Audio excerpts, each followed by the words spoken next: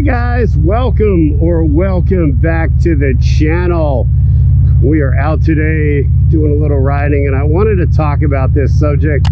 Now hold on, we're going under a tunnel here.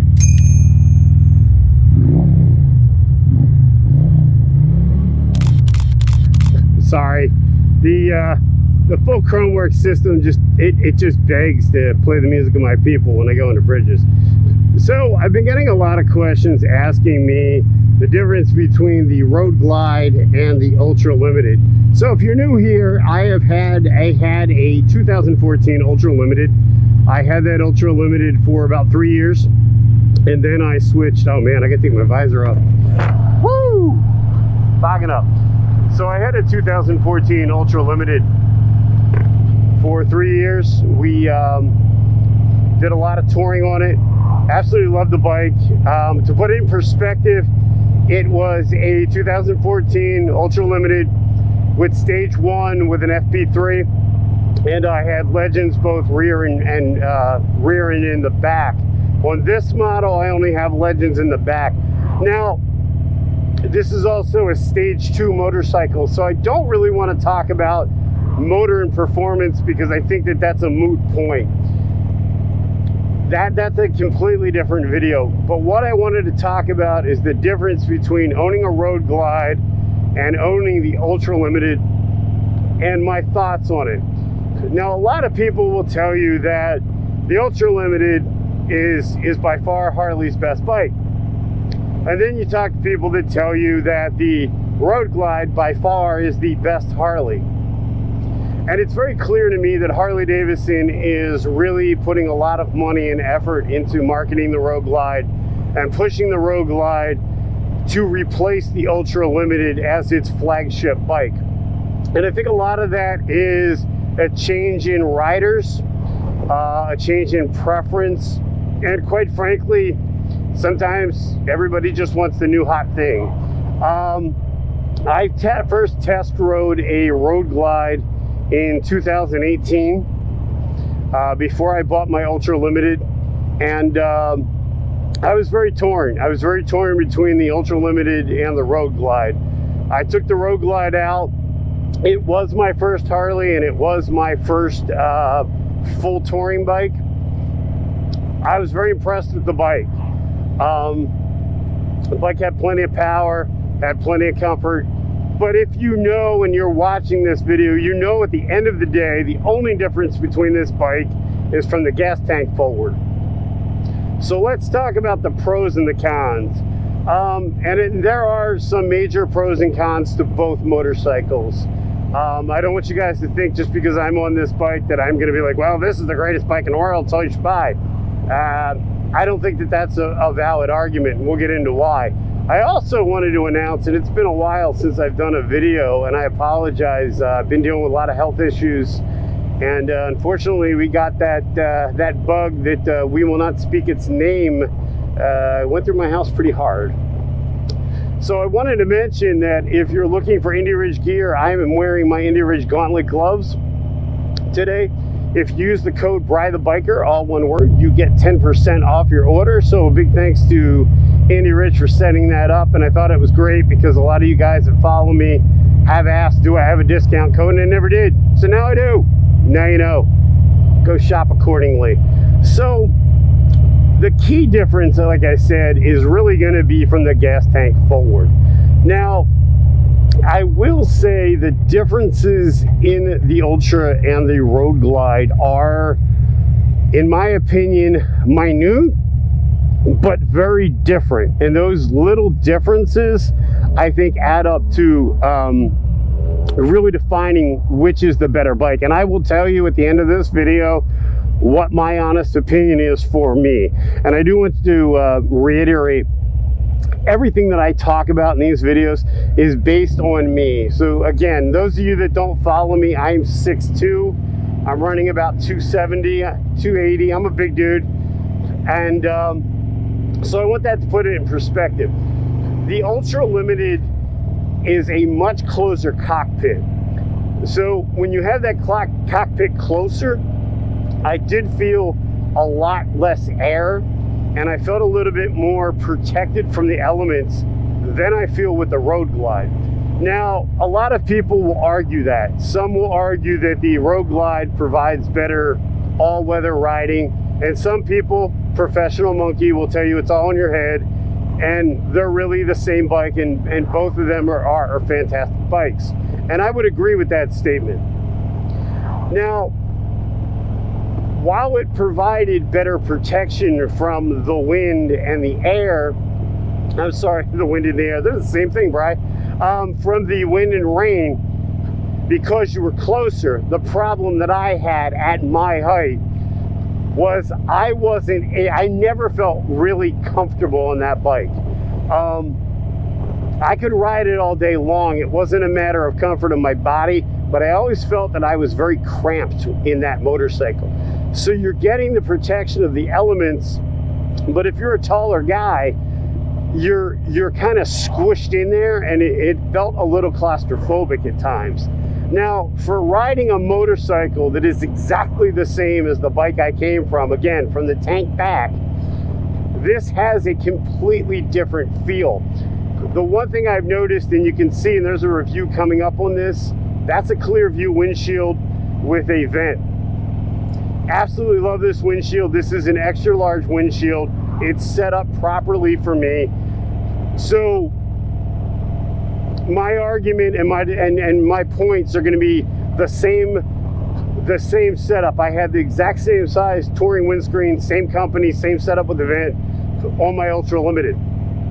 The thing I'm noticing with the Road Glide is this area inside here, let's call it inside the cockpit, let's call it from the Speedo to my chest, I get a lot more air coming through. Now that's going to be obviously due to the two side cuts and the cuts in the bottom where it's more open.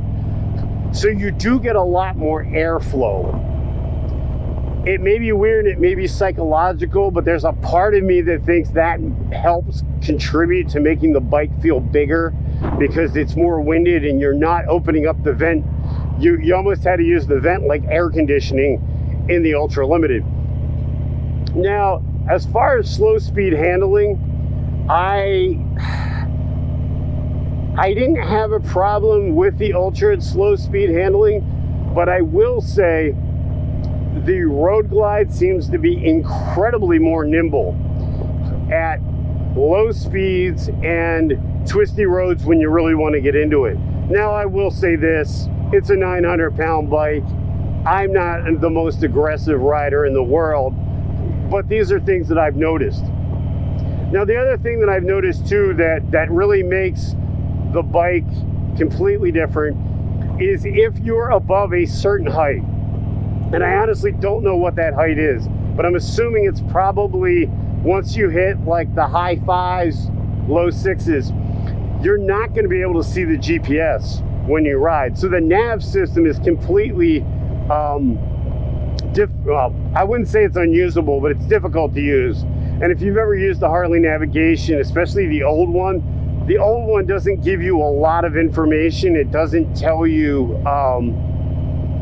doesn't give you a really big heads up towards turning. So I always found it to be difficult because I was constantly looking down if I was in an area, say like Pittsburgh, where it's very complicated, where there's overpasses and underpasses and all kinds of roads. I found it to be really difficult. On the Road Glide, I can see this with a full face helmet on. That's how I ride, and I really like the fact that I can see the nav, and I can see the nav comfortably. Other thing that I really like with this is it has the storage here, and in the other side I can plug in my phone or hook up my wireless adapter, but that will fit my iPhone. What do I have? The 12, 13 plus, whatever the last generation iPhone is, the Plus is what I have, and that fits comfortably in the cubby. It does not, however, fit in the Ultra Limited unless you modify the pocket by taking a Dremel to it, and then you're going to introduce Wooder into the cubby and all kinds of nonsense. So for a taller rider, I think this bike is where it's at. I will say that I was never disappointed in owning the Ultra Limited, but when I fell into this deal, I was really excited because this is 100% always been my dream bike. Even before I was a Harley rider, I wanted a Road Glide, even before the redesign, and I don't remember when that was, but before they made it a Rushmore bike, I wanted a Road Glide. I will say that either one of these bikes is going to be completely different if you don't set it up properly. These are 16-inch bars, and these fit me really well. And I do want to give a shout out to the professional monkey who informed me. I think the message was like something like, "Oh, sweetie, you don't have big bars anymore. I have 18s." So yeah, he's a jerk. Love you, Monk. But having the proper bars makes all the difference. I found that the Ultra Limited was extremely hard for me to ride with stock bars. Once I raised those bars up, the bike was a lot easier to deal with. Because you have that heavy fairing, you need to compensate at slow speeds. You can use that to your advantage when you balance the bike in turns, but it does take some getting used to. The other thing I wanted to point out is, while you do get considerably more stability at high speed, I feel, with this bike, the one thing that you don't get as far as protection is with the 16-inch bars, or anytime you cross that fairing, you're going to get wind. So if you're going to 16s, I would definitely suggest handguards. It's going to keep your hands out of the elements, and it's also going to keep you from getting that wind or any wind up your sleeve, which is weird because with the Road Glide, I feel like in highway speeds, and I've had this into triple digits, you start getting a lot of air on your hands and a lot of air on your arms, which makes the bike feel unstable, but it's really not. It's you becoming unstable and the bike stable. Now, I will say at highway speeds, this bike definitely has an advantage, but I don't think the advantage is as big as people make it. A lot of people will tell you, well, you can blow by tractor trailers and it makes no difference. You don't have any movement. Again, with higher bars and you get up in the wind a little bit, I don't know. I don't know that that argument is completely valid. I don't notice that big of a difference. And again, you may notice that difference, but that's my perspective at my height. So in my opinion, the clear winner for me, and I stress me, is the Road Glide. I find it's a lot more comfortable. It's a lot more nimble at speed. I feel like I can throw it around a little bit more, but I will say at slow speed, I kind of feel like the Ultra at some level was a little easier. Now that might be because I had 3 years into it and I've only got 4 or 5 months into this bike. But I did feel that the Ultra, if you use the weight of the fairing, you could maneuver the bike at slow speed incredibly well. You look at somebody like Robert Simmons, you know, and they clearly can do anything with a motorcycle. So for me, the Road Glide is better. Now this Road Glide, like I said, is a stage 2 bike. So it is completely different as far as power plant and all those of the Ultra Limited. But like I said, that's a video for another day and we can get into that. That's going to open up a whole nother can of worms. I will say, and I don't really, like I said, I don't really want to get in the motor discussion just yet. I will say I miss the sound of the the twin cam. The twin cam sounded so freaking good. It had that offset. The bike shook more. I know a lot of people don't like that. I liked it. It gave the bike a lot of character. It had a much different sound to it. Now I noticed that with this, putting the full Chromeworks system in, and there'll be a video on that shortly, really did change the sound. So the sound is good. I still don't think it's as good as the twin cam. So I'm really curious to see what you guys think. You know, everybody's either Team Road Glide or Team Street Glide. My buddy Chris Venus, he's a Street Glide Ultra guy. Bronco Ride, The monkeys have both, but you know, it's really a preference. But I really suggest if you're in the market and you don't own either one of these bikes, try them both out, because I think you'll be very pleasantly surprised that not only, I mean, one's gonna clearly fit you better and serve your needs, but I think you'd be surprised, because I was never convinced that the Ultra Limited would be a bike I would own, and after I rode it, I was hooked. And that was, you know, before I had test rode a Road Glide years back, and I still like the Ultra Limited, and I still think it's a fantastic bike, and if I had to, I'd have no issue going back to it. If it had the new nav, that's another story because of the way the new nav works. But that's my opinion on the situation. I'm very curious to see what you guys think. You know, leave in the comments, are you team Road Glide, or are you team Ultra? Because I mean, as far as I'm concerned, those are the only two teams that count. I am completely joking. Do not flame me in the comments. But yeah, that's my opinion. And like I said, that opinion is based on my size, my weight, the way I ride, and my comfort.